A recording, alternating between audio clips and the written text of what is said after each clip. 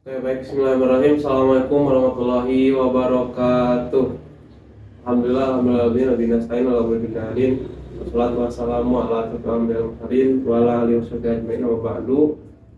Pada kesempatan yang berbahagia ini saya akan melaksanakan tugas UAS sebagaimana mata kuliah Natural Language Processing atau pemrosesan bahasa alami yang kemudian diampu oleh Bapak Dr. Arifatul Huda, SSI MKOM, yang mana pada UAS kali ini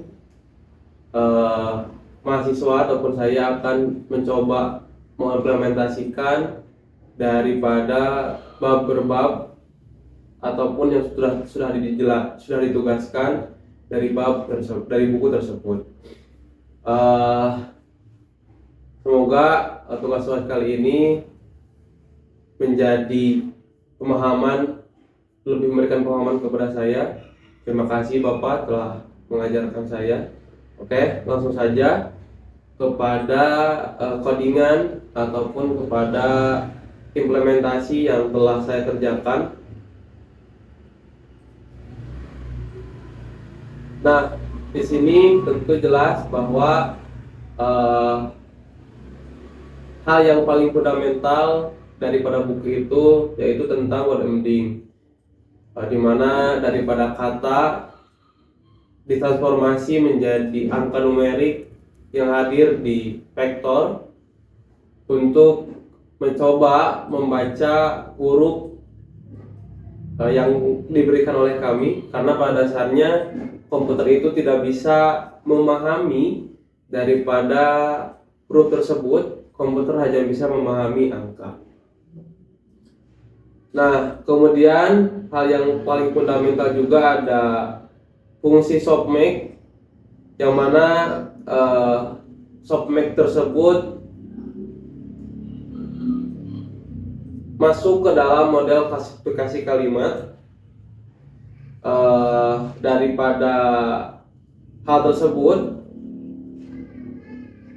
mempunyai rumus P dalam kurung YI sama dengan eksponen YT per sigma dari J menuju K E Z J, yang mana daripada Z tersebut adalah logis untuk kelas I dan K adalah jumlah total kelas. Fungsi ini memastikan bahwa semua peluang bernilai positif dan berjumlah 1. Nah, dalam vektor pun dia akan menghitung suatu peluang yang mana untuk mendeteksi daripada kalimat yang diberikan itu menggunakan peluang. Nah, kemudian fondasi juga ini hampir semua daripada implementasi menggunakan LSTM, yang mana LSTM tersebut adalah varians daripada RNN yang dirancang untuk mengatasi masalah finishing gradient. Ia memiliki 3 buah gerbang. Yang pertama ada for get, yang kedua input get, yang ketiga ada cell state update, yang keempat itu ada output get. Kemudian hal yang paling fundamental juga dalam implementasi ini yaitu attention, yang mana attention ini hadir dari arsitektur transformer yang hadir di bab 8 dan bab 9, yang tentu lebih jelasnya nanti saya akan jelaskan dalam codingan. Pertama, di sini ada language detection, yang mana pada implementasi kali ini mengidentifikasi bahasa yang digunakan dalam sebuah teks, misalkan Indonesia, Spanyol, Inggris dan sebagainya. Nah, pada bab 4.6 menjelaskan bahwa ini adalah langkah promsesan yang krusial sebelum teks dimasukkan ke sistem NLP lanjutan. Jadi hal yang paling mendasar di NLP itu mendeteksi bahasa, apakah bahasa ini adalah bahasa Jerman ataupun bahasa Indonesia. Nah, sehingga di sini hadirlah sel pertama. Saya menginput data daripada Wheel 2018 dataset. Kemudian setelah menginput data, yang kedua adalah vocabulary. Ya, di sini hadirlah kosakata dari A sampai Z ataupun dari 0 sampai 9.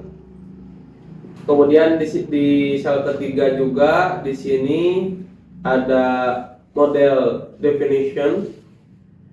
Nah, tadi sebagaimana saya jelaskan bahwa modelnya itu tetap menggunakan LSTM. Nah, kemudian selanjutnya ada training. Di sini trainingnya saya menggunakan epoch-nya 50 hingga mendapatkan akurasinya itu 88,33. Nah, yang terakhir di sini ada interpretasi daripada training tersebut, yang mana sangat banyak masih kesalahan. Di sini yang seharusnya saya sedang belajar NLP dengan PyTorch. Komputer memprediksi bahasa CEP, padahal itu bahasa Indonesia. Cuman ada yang benar. Di sini ada teks. Dia komputer benar mendeteksi bahwa bahasa tersebut adalah bahasa Hebreu. Karena setelah dianalisa bahwa untuk meningkatkan akurasi selain daripada pelatihan yang banyak, dia pun membutuhkan data yang besar pula. Nah, alur kerja daripada language detection ini, yang pertama membedah bahasa menggunakan kata utuh. Kemudian sangat boros dan mustahil karena kita harus membuat kamus berisi miliaran kata dari seluruh bahasa dunia. Nah, LSTM ataupun arsitekturnya, modelnya membaca abjad demi abjad dan menemukan pola subkata. Jadi untuk language detection ini LSTM-nya itu dia membaca polanya. Kemudian dia setelah menggunakan pola masuk ke dalam peluang ataupun distribusi urut karakter yang unik setiap bahasanya, sehingga hal tersebut dapat mendeteksi daripada bahasa-bahasa yang kemudian kami berikan. Nah, itu untuk language detection. Selanjutnya ada sentiment analysis. Arsitekturnya tetap menggunakan LSTM, yang mana secara fungsional ini adalah subtugas daripada sentence classification ataupun klasifikasi kalimat, di mana tujuannya adalah menentukan pola emosi sebuah teks apakah bernilai positif atau bernilai negatif. Nah, modelnya tetap pakai LSTM, level LSTM, yang mana di sini di sel pertama seperti biasa stup dan data menggunakan data move review dari pustaka NLK, ulasan dibagi per kata. Yang kedua ada sel vocabulary, membangun kosakata tingkat kata yang sangat jarang muncul dibuang dan diganti dengan token universal ataupun token yang mudah dibaca. Kemudian di sel ketiga di sini ada PyTorch database, dataset dan data loader.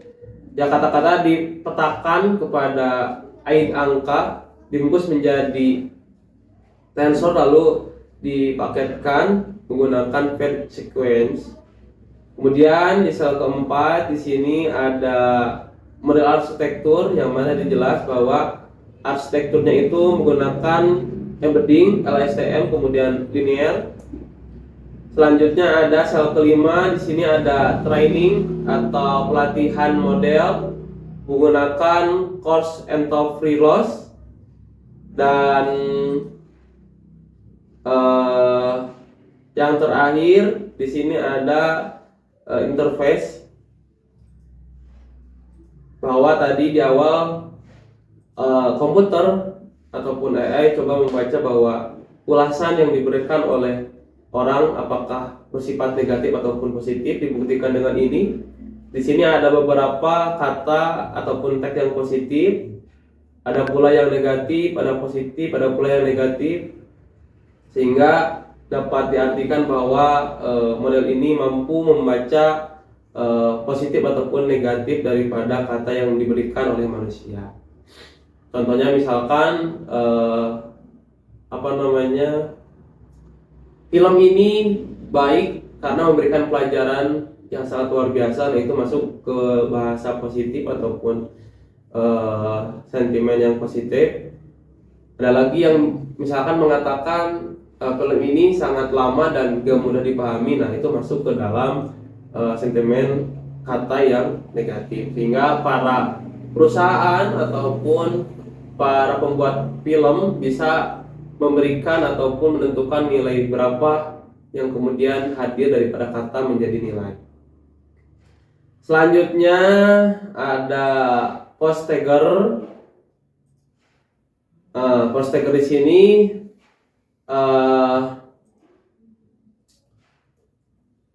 melabeli setiap kata dalam kalimat dengan kategori linguistik seperti noun, verb, adjective, dan lain-lain. Kalau dalam bahasa Indonesia ada subjek, predikat, objek, yang mana hal tersebut acap kali kita pelajari di bahasa Indonesia. Nah, model yang digunakan masih LSTM, yaitu LSTM adalah variasi daripada RNN.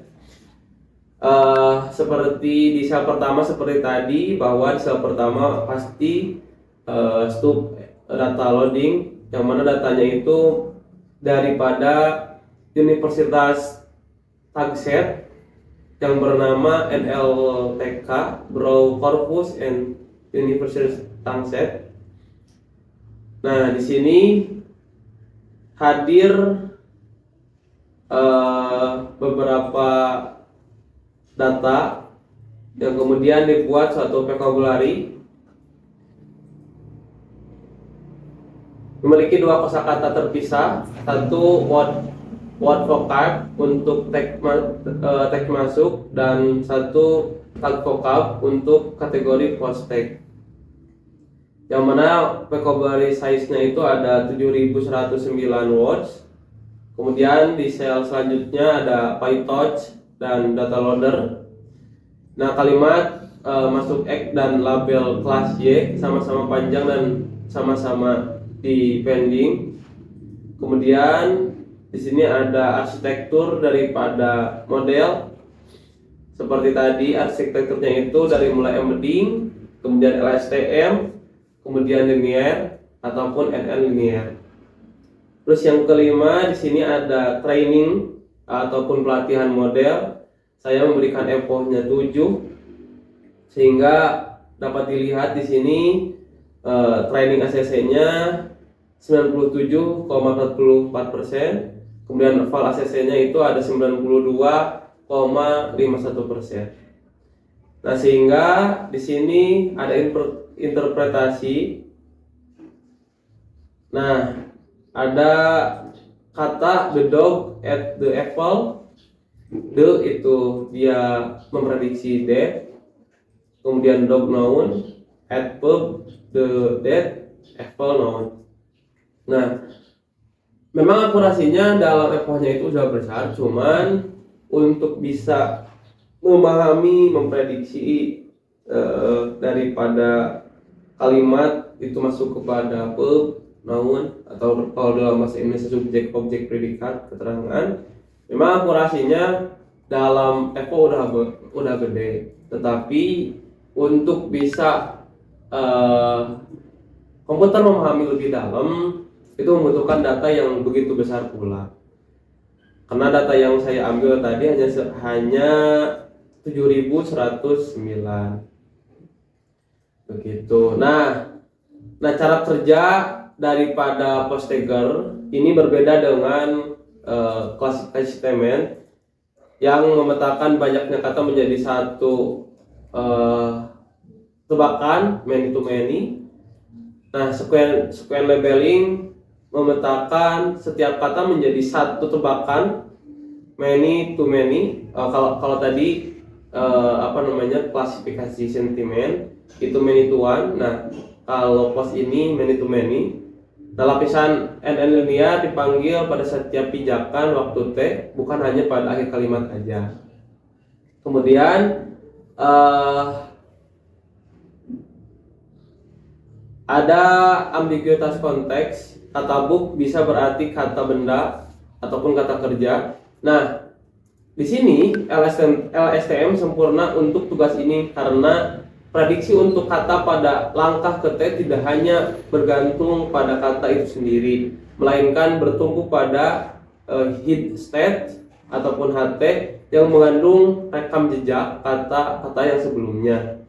Nah, jika ada kata ganti subjek sebelum book, LSTM otomatis menyetel bobotnya untuk menebak book sebagai verb. Itu sehingga sangat bagus model LSTM dalam Postgres ini atau menentukan kata bahwa itu adalah subjek, objek ataupun predikat. Nah, selanjutnya ada ner.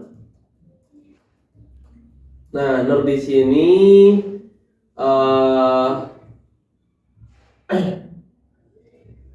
menemukan data ataupun mengklasifikasikan bahwa ini orang atau lokasi, organisasi ataupun sebagainya. Dia mampu memahami kata demi kata, misalkan Fahmi, ya dia mampu bahwa dengan kata Fahmi bisa menebak bahwa hal tersebut adalah lokasi, ia adalah orang. Kemudian kalau misalkan Indonesia, dia mampu menebak bahwa hal tersebut adalah lokasi.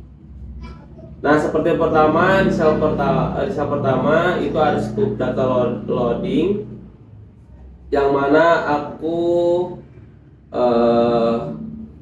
membawa data daripada cons 2023 NER dataset. Yang selanjutnya di sel kedua itu ada vocabulary building, kosakata ganda, kata labernal, dan data loader berantai. Kemudian di sel keempat di sini ada arsitekturnya itu PyTorch dataset dan data loader. Nah, arsitekturnya itu sec to sec LSTM Tanger. Nah, di sini udah ada tambahan tuh sec to sec untuk Tanger ini. Kemudian di sini ada training dan loop.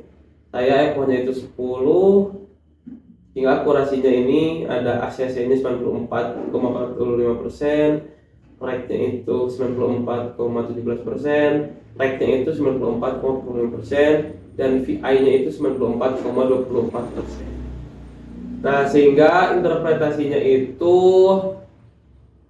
di sini ada Apple is looking to buy stuff for 1 billion, atau my name is Fahmi and I live in Indonesia. Nah, di sini dia sangat mampu mendeteksi Indonesia adalah lokasi dan Fahmi adalah orang. Nah, cara kerja daripada NER ini, pertama itu ada IOB tagging scheme, karena nama entitas bisa terdiri dari berbagai kata, misalkan New York, sistem membeli, Neo sebagai awalan Bilog, dan York sebagai lanjutan Ailog. Sedangkan kata biasa yang bukan entitas dilabeli 0 ini memungkinkan model secara tepat menentukan di mana batas awal dan akhir sebuah entitas berada. Kemudian Mengapa bidireksional? Nah, untuk menebak identitas kata, Washington, konteks kata sebelumnya saja tidak cukup. Jika kita setelahnya ada meninggal dunia tahun 179, ini adalah nama orang. Jika adalah ibu kota federal, ini adalah lokasi. Nah, BILSTM memecah masalah ini dengan merawat dua LSM paralel. Satu membaca dari kiri ke kanan, forward, satu daripada kanan ke kiri ataupun backward. Nah, outputnya itu digabungkan sehingga tadi dia pasti memahami lokasi, nama orang ataupun organisasi dan sebagainya. Itu untuk NER LSTM. NER menggunakan arsitektur LSTM. Kemudian selanjutnya ada RNN language model. Nah, language model adalah tugas mengerjakan mesin untuk memprediksi peluang kata selanjutnya berdasarkan riwayat kata sebelumnya.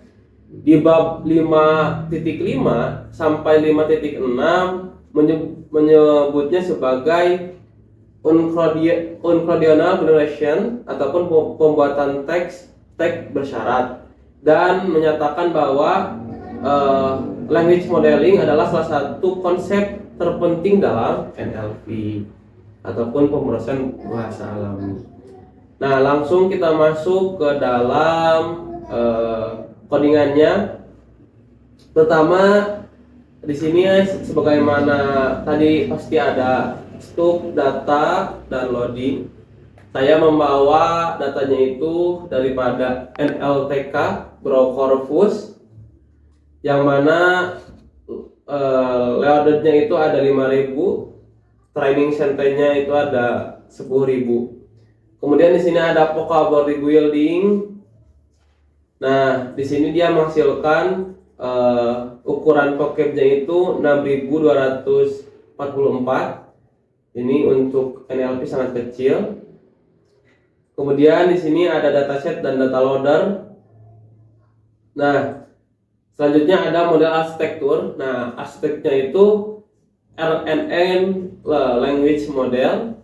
Tadi walaupun LSTM masih varian daripada RN, cuman di sini RNN language model juga masuk kepada arsitektur. Nah, selanjutnya ada trainer looping, sehingga effort-nya itu sampai 5. Pertama ada train loss 4,2656 sampai kepada val VTT 127,05. Nah, kemudian ada interpretasi daripada text generation. Jadi bagaimana komputer bisa menebak kata selanjutnya. Di sini hadir ada text generation. Yang pertama itu ada the trip, mendaki. Nah, di sini gen 1 the trip, the research system of the platform UNK with UNK. Terus the trip April 1 looking into the UNK of the secretary. The trip of the office one can in for elementing the canal.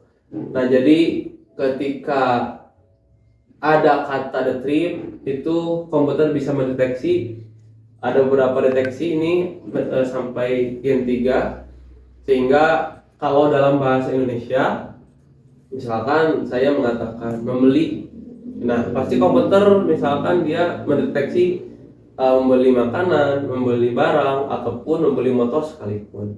Jadi cara kerja kenapa pada akhirnya komputer bisa memahami kata selanjutnya itu menggunakan text generation. Nah, alur kerja daripada language modeling ataupun text generation, pertama language model dilatih dengan tugas network prediction yang menghitung distribusi peluang bersyarat. Kemudian selama proses generasi teks digunakan teknik auto regressive. Model menggunakan output masa lalunya sendiri sebagai input di masa depan. Kita menyebabkan sandwalk ataupun misal model menghitung peluang semua kata di kamus, memilih yang tertinggi lalu mengumpulkan kembali ke model untuk menebak kata ketiga dan seterusnya. Nah, Perplexity adalah metrik evaluasi utama language model. Semakin rendah perplexity, semakin fasih model berbahasa. Secara matematis, perplexity sama dengan 2 pangkat lambda, di mana L adalah rata-rata cross entropy loss. Nah, itu untuk text generation. Selanjutnya ada seq-to-seq chatbot. Nah, ini ada codingannya. Nah, seq-to-seq chatbot ini adalah agen percakapan yang diinformasikan secara matematis sebagai masalah mesin penerjemah ataupun machine translator. Di bab 6 menjelaskan bahwa chatbot menerjemahkan teks input pertanyaan pengguna menjadi teks output ataupun jawaban bot. Ya, sederhananya ketika saya memanggil hai, ya chatbot menjawab halo. Nah, bagaimana sih secara codingan gitu ya, komputer bisa memahami itu, bisa menjawab secara langsung.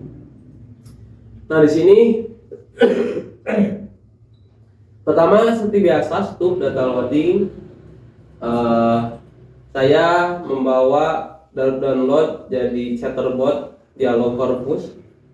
Yang selanjutnya seperti biasa di vocabulary building. Size-nya itu ada 622 word, sangat kecil sekali. Kemudian ada dataset dan data loader. Nah, di sini kemudian ada arsitekturnya itu menggunakan seq-to-seq, encoder dan decoder.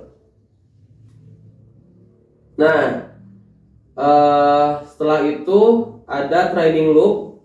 Di sini aku memberikan epoch 50 karena seq-to-seq biasanya butuh lebih banyak epoch, ataupun epoch itu pelatihan daripada model, sehingga akurasinya itu 93,20%, sangat mencapai mendekati 100%. Nah, di sini hadirlah interpretasi hasil. Pertama ada hello, tapi bot menjawab this good. Kemudian ada how are you, dia menjawab I am. Jadi sangat jauh sekali karena datanya sangat sedikit. Oke. Daripada seq-to-seq ini ada beberapa langkah kerja secara teoritis. Pertama, kenapa membutuhkan chatbot menggunakan seq-to-seq?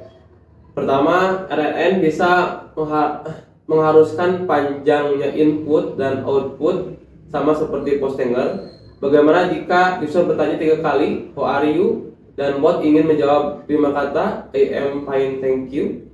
Nah, di sini encoder LSTM pertama yang bertugas membaca pertanyaan user sampai habis, sampai berakhir. Kemudian konteks vektor merangkum seluruh makna pertanyaan.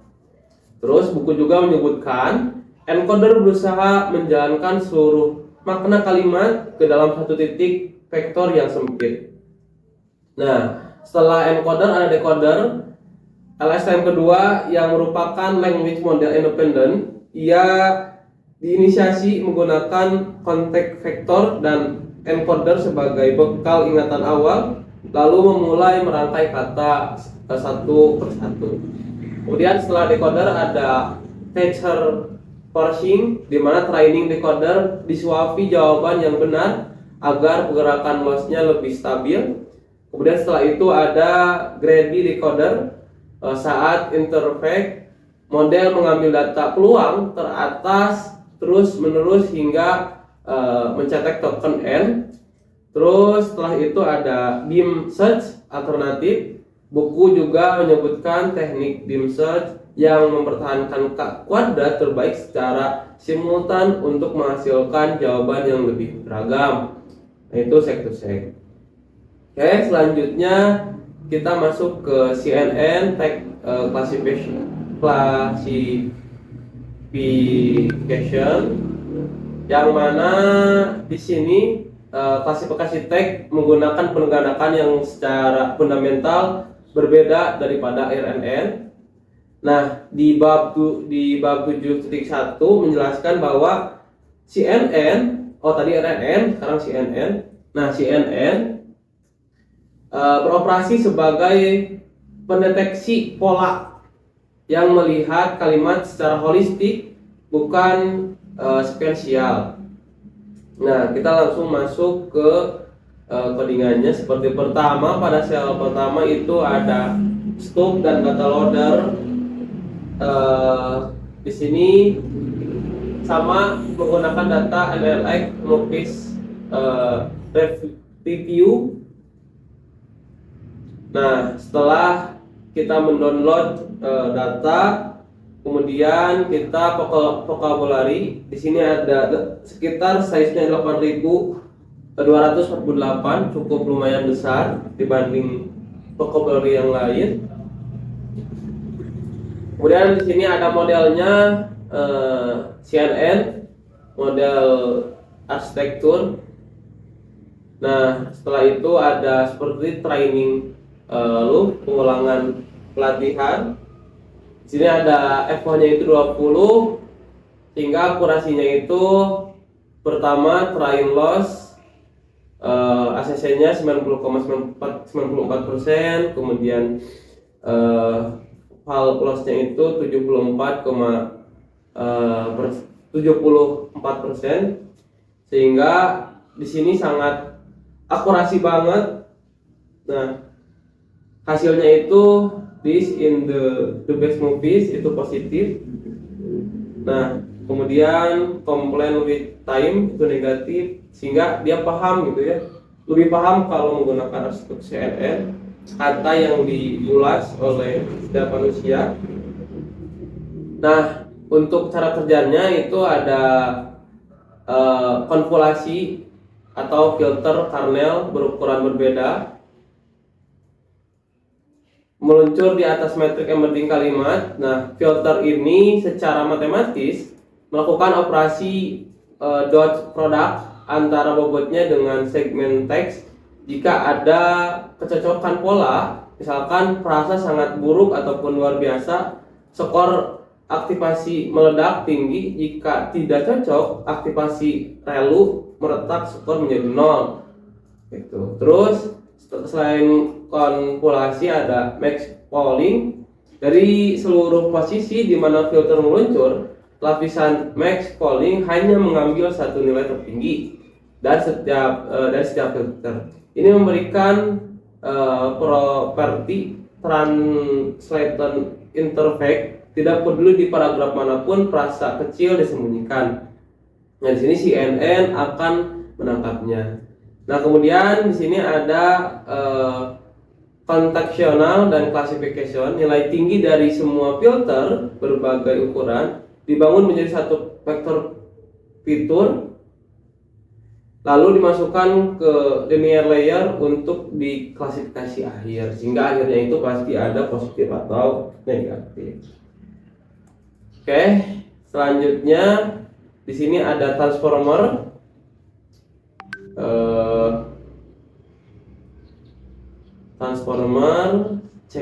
Checkers, dimana secara tujuan transformer ini pengerjaan ejaan berbasis AI yang diinformasikan sebagai masalah seg to seg pada tingkat karakter. Dalam bab 8 memperkenalkan bab ini sebagai gerbang menuju NLP modern dengan arsitektur transformer. Nah, sekarang udah baru pindah tuh arsitekturnya kepada transformer, yang menghancurkan seluruh keterbatasan RNN. Jadi keterbatasan RNN itu hadir suatu transformer sebagai NLP modern. Nah, seperti biasa di sini ada scope dan data generation, kemudian ada vocabulary. Nah, di sini vocabulary-nya itu ada hanya sangat kecil, 28 karakter. Kemudian ada dataset dan loader. Kemudian ada, nah ini modelnya transformer stack to stack. Sini sangat panjang sekali dari codingannya. Nah, menghasilkan output ini. Nah, kemudian di sini ada trailing looping dengan responnya 10. Sangat kecil nilai kegagalannya itu 0,04 sama 0,09. Dan ketika saya memasukkan kata yang salah, tuh misspell, afle, harusnya P-nya 2, dia mampu mengoreksi itu. Kemudian di sini ada CM puter, dia mampu menjadi komputer. Kemudian ada Yachine, jadi Machine. Jadi dia sangat udah pintar sekali dalam mengoreksi bahasa-bahasa. Nah, cara kerjanya itu pertama ada self attention sebagai ganti daripada perulangan ataupun loop pada RNN. Transformer menghitung relevansi setiap karakter terhadap seluruh karakter lain di kalimat secara serentak dan menggunakan formula di sangat mengoreksi kata bertipe model secara paralel, mengevaluasi hubungan jarak jauh antara F, I, dan U. Kemudian ada multi-hit attention. Transformer tidak hanya menjalankan satu attention, melainkan beberapa hit ataupun kepala secara paralel. Setiap kepala belajar menangkap jenis hubungan yang berbeda. Kemudian ada position encoding, karena transformer merespon semua token secara bersamaan, ia buta terhadap posisi. Kemudian ada masking ataupun decoder matriks segitiga, memastikan bahwa saat training decoder tidak bisa menyontek karakter yang belum saatnya diprediksi. Itu untuk transformer. Kemudian yang terakhir di sini ada sentimen analisis menggunakan BERT. Ini sangat lama sekali untuk trainingnya, kemarin memakan waktu 2 jam. Nah, di sini ada hal yang direvolusi di NLP, bahwa buku sebagai NLP Imaginate Moment. Nah, klasifikasi tidak dilatih dari nol. Kita memanfaatkan transfer learning daripada model raksasa yang sudah memahami bahasa manusia. Jadi ini melatih dari nol awal. Nah, setelah itu model yang digunakan adalah BERT. Seperti biasa, scope data loading, ada loadnya itu 1600 training dan 400 validation interchange. Kemudian ada tokenisasi data loader. Nah, di sini udah 100%. Terus sentiment analysis, model with BERT. Kemudian ada optimizer. Nah, di sini ada trainingnya. Ya, trainingnya itu membutuhkan sangat lama sekali, 2 jam. Hingga val loss-nya itu 0,588, val akurasinya 0,7025. Nah, sehingga dia sangat paham sekali. Di atas rata-rata confidence-nya itu sekitar 73%, 89% sampai 81%. Nah, bagaimana sih cara kerjanya? Kenapa pada akhirnya si sentiment analysis BERT ini sangat luar biasa? Pertama itu pre-training, pelatihan awal oleh Google, karena BERT dilatih dengan 2 tugas. Kemudian ada kontekstualisasi embedding pada bab 4-5 mengatakan bahwa Apple perusahaan dan Apple buah pada satu koordinat yang persis sama, BERT, melenyapkan masalah ini. Representasi kata dari BERT bersifat dinamis. Faktor matematis berubah tergantung siapa tetangganya di kalimat tersebut. Kemudian ada fin dan training. Kita menaruh lapisan tipis pendeteksi sentimen yang mencakup pada representasi token khusus, lalu kita menyempurnakan. BERT tidak terkena ansemia, dia sangat luar biasa sekali. Nah, sehingga pada akhirnya itu BERT sangat bisa memahami pola kata bahwa hal tersebut positif ataupun negatif. Sehingga tadi dapat disimpulkan LSTM arah bacanya kiri ke kanan, terus di LSTM dua arah, kemudian sek to sek, encoder dan decoder, CNN, daripada filter, kemudian transformer attention, BERT dua arah. Sekian barangkali UAS kali ini, semoga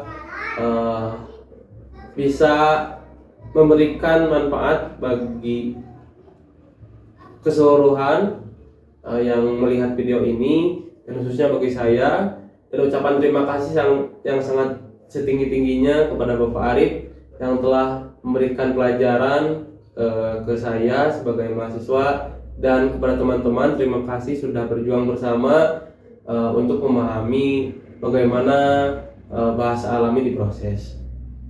Akhirul kalam, Allahul muwaffiq wa al-muthoriq. Wassalamualaikum warahmatullahi wabarakatuh.